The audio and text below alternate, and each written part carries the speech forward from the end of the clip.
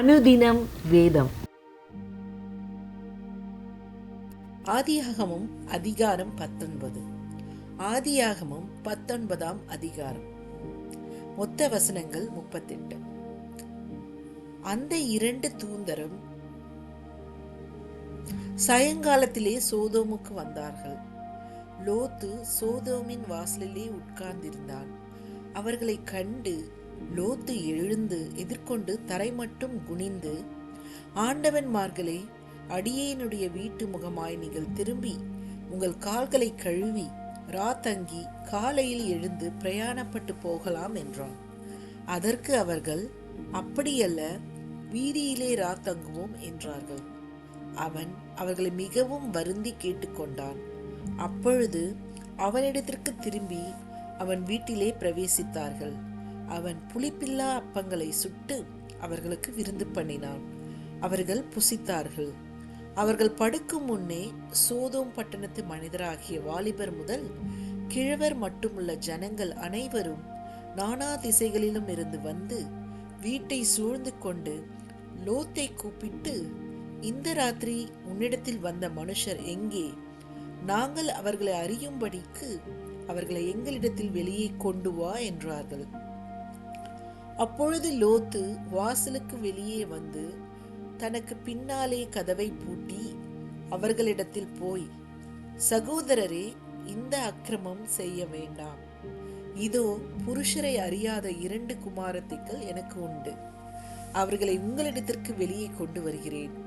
அவர்களுக்கு உங்கள் இஷ்டப்படி செய்யுங்கள். இந்த புருஷர் என் கூரையின் நிழலிலே வந்தபடியால் இவர்களுக்கு மாத்திரம் ஒன்றும் செய்ய வேண்டாம் என்றார். அதற்கு அவர்கள், அப்பாலே போ, பரதேசியாய் வந்த இவனா நியாயம் பேசுகிறது? இப்பொழுது அவர்களுக்கு செய்வதை பார்க்கிலும் உனக்கு அதிக பொல்லாப்பு செய்வோம் என்று சொல்லி லோத்து என்பவனை மிகவும் நெருக்கி கதவை உடைக்க கிட்டினார்கள். அப்பொழுது அந்த புருஷர்கள் தங்கள் கைகளை வெளியே நீட்டி லோத்தை தங்கள் அண்டைக்கு வீட்டுக்குள் இழுத்துக்கொண்டு கதவை பூட்டி தெரு வாசலில் இருந்த சிறியோரும் பெரியோரும் ஆகிய மனிதருக்கு குருட்டாட்டம் பிடிக்க பண்ணினார்கள். அப்பொழுது அவர்கள் வாசலை தேடி தேடி அழுத்து போனார்கள். பின்பு அந்த புருஷர் லோத்தை நோக்கி, இவ்விடத்தில் இன்னும் உனக்கு யார் இருக்கிறார்கள்? மருமகனாவது உன் குமாரராவது உன் குமாரத்திகளாவது பட்டணத்தில் உனக்குரிய எவர்களாவது இருந்தால் அவர்களை இந்த ஸ்தலத்திலிருந்து வெளியே அழைத்து கொண்டு போ. நாங்கள் இந்த ஸ்தலத்தை அழிக்கப் போகிறோம். இவர்கள் கூக்குரல் கர்த்தருடைய சமூகத்தில் பெரிதாயிருக்கிறது. இதை அழிக்க கர்த்தர் எங்களை அனுப்பினார் என்றார்கள்.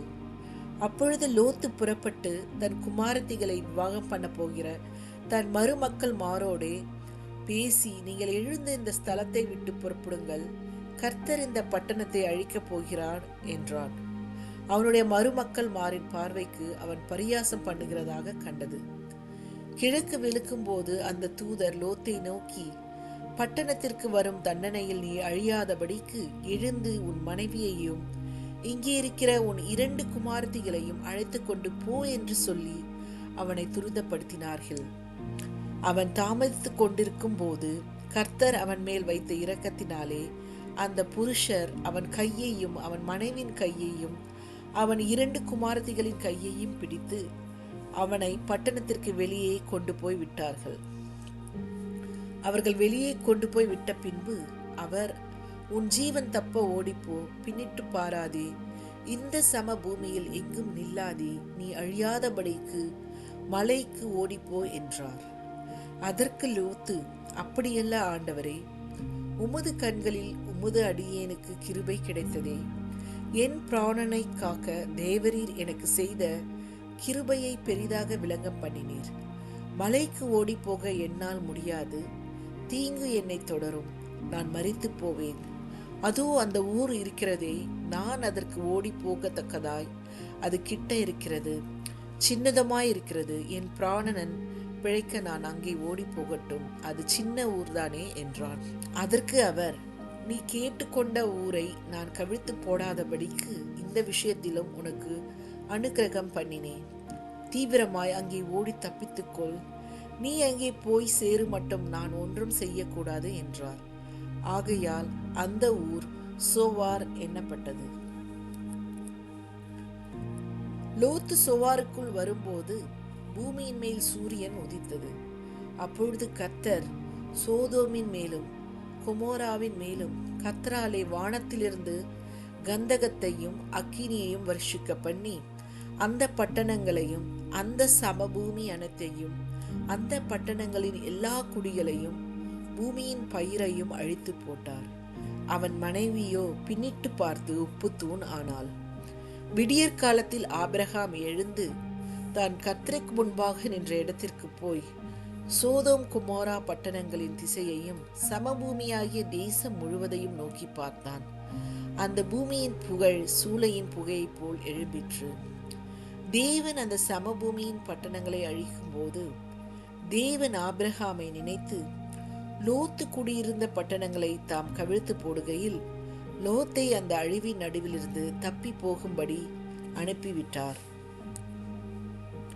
பின்பு லோத்து சோவாரிலே குடியிருக்க பயந்து சோவாரை விட்டு போய் அவனும் அவனோடே கூட அவனுடைய 2 குமார்த்திகளும் மலையிலே வாசம் பண்ணினார்கள். அங்கே அவனும் அவனோட கூட அவனுடைய 2 குமாரத்திகளும் ஒரே கெபியிலே குடியிருந்தார்கள். அப்பொழுது மூத்தவள் இளையவளை பார்த்து, நம்முடைய தகப்பன் முதிர் வயதானார், பூமி எங்கும் நடக்கிற முறைமையின்படியே நம்மோடே சேர பூமியிலே ஒரு புருஷனும் இல்லை. நம்முடைய தகப்பனால் சந்ததி உண்டாகும்படிக்கு அவருக்கு மதுவை குடிக்க கொடுத்து அவரோடே சயனிப்போம் வா என்றாள். அப்படியே அன்று இரவிலே தங்கள் தகப்பனுக்கு மதுவை குடிக்க கொடுத்தார்கள். மூத்தவள் போய் தன் தகப்பனோடே சயனித்தாள். அவள் சயனித்ததையும் எழுந்திருந்ததையும் அவன் உணராதிருந்தான். மறுநாளிலே மூத்தவள் இளையவளை பார்த்து, நேற்று ராத்திரி நான் தகப்பனோடே சயனித்தேன், இன்று ராத்திரியும் மதுவை குடிக்க கொடுப்போம், நம்முடைய தகப்பனால் சந்ததி உண்டாகும்படி நீ போய் அவரோடே சயனி என்றாள். அப்படியே அன்று ராத்திரியிலும் தங்கள் தகப்பனுக்கு மதுவை குடிக்க கொடுத்தார்கள். அப்பொழுது இளையவள் எழுந்து போய் அவனோடே சயனித்தாள். அவள் சயனித்ததையும் எழுந்திருந்ததையும் அவன் உணராதிருந்தான். இவ்விதமாய் லோத்தின் குமாரத்திகள் இருவரும் தன் தகப்பனாலே கர்ப்பவதியானார்கள். மூத்தவள் ஒரு குமாரனை பெற்று அவனுக்கு மோவாப் என்று பெயரிட்டாள். அவன் இந்நாள் வரைக்கும் இருக்கிற மோவாப்பியருக்கு தகப்பன். இளையவளும் ஒரு குமாரனை பெற்று அவனுக்கு பென்னமி என்று பெயரிட்டாள். அவன் இந்நாள் வரைக்கும் இருக்கிற அம்மோன் புத்திரருக்கு தகப்பன். ஜெபம். அன்பின் கர்த்தாவே, எங்கள் வாழ்க்கையை ஸ்திரப்படுத்துவதற்காக நன்றி தகப்பனே. ஆசீர்வாதங்களுக்காக நன்றி கர்த்தாவே. அன்று ஆபிரகாம் லோத் தங்கள் வாழ்க்கையில் விருந்தோம்பல் உபசரிப்பு இவைகளில் சிறந்தவர்களாய் இருந்தார்கள். அதே போல் எங்கள் வாழ்க்கையிலும் விருந்தோம்பல், இல்லாதவர்களை உதவி செய்தல், ஊழியக்காரர்களை கனம் பண்ணுதல் போன்ற நற்குணங்களை கடைபிடிக்க உதவி புரியும். நாங்கள் நற்குணங்களை கடைபிடித்து வாழ்க்கையை சீர்படுத்த உதவி செய்யும். துதி, கனம், மகிமை, வல்லமை ஒருவருக்கே. ஆமேன். Subscribe to my channel அனுதினம் வேதம்.